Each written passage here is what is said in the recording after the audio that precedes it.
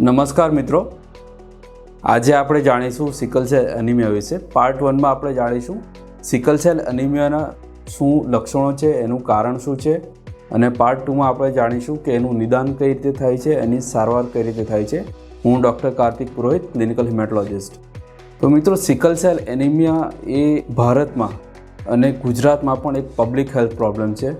ખાસ કરીને અમુક સ્પેશિયલ કોમ્યુનિટીઝમાં સિકલ સેલ એનિમિયા ખૂબ પ્રિવેલન્ટ છે, ખૂબ રેમ્પન્ટ છે, અને એના ખૂબ જ સોશિયલ અને ફાઇનાન્શિયલ ઇમ્પ્લિકેશન આવે છે. તો મિત્રો, સિકલ સેલ એનિમિયાનું કારણ શું છે? સિકલ સેલ એનિમિયા એક લોહીની બીમારી છે, અને ઇનફેક્ટ એ બીમારી છે જે દુનિયામાં સૌથી પહેલી વાર ખબર પડી કે આ બીમારી એક જીનેટિક મ્યુટેશનથી થાય છે.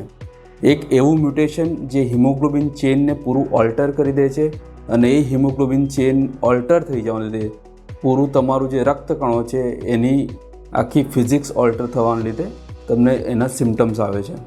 તો મિત્રો, એના લક્ષણો શું છે? સિકલ સેલ એનિમિયાના મિત્રો ઘણા લક્ષણો છે. એમાં સૌથી ઇમ્પોર્ટન્ટ છે વારંવાર હાડકામાં દુખાવો થવો, સાંધામાં દુખાવો થવો. ખાસ કરીને નાના જે હાડકાઓ છે, જે નાના જે સાંધાઓ છે, એમાં ઘણીવાર પેશન્ટને દુખાવો થતો હોય છે. એનું જે બીજું સૌથી ઇમ્પોર્ટન્ટ લક્ષણ છે, સતત તમને કમળો રહ્યા કરવો, એ પણ એનું એક લક્ષણ છે. અમુકવાર આ કન્ડિશન વધારે પડતી ખરાબ બની શકે છે, જેમાં દર્દીને ન્યુમોનિયા થાય, જેને એક્યુટ ચેસ્ટ સિન્ડ્રોમ કહેવામાં આવે છે.